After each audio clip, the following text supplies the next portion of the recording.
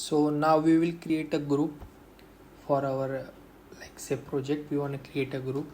So like say we will create a new channel, name, let's say SDLC1.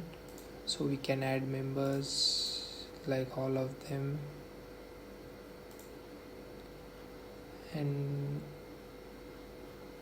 we'll just create it.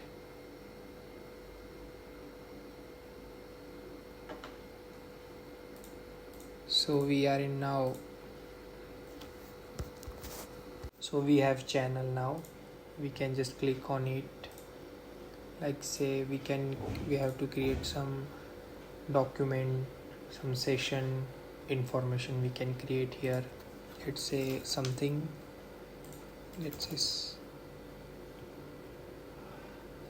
like that. We have created this section.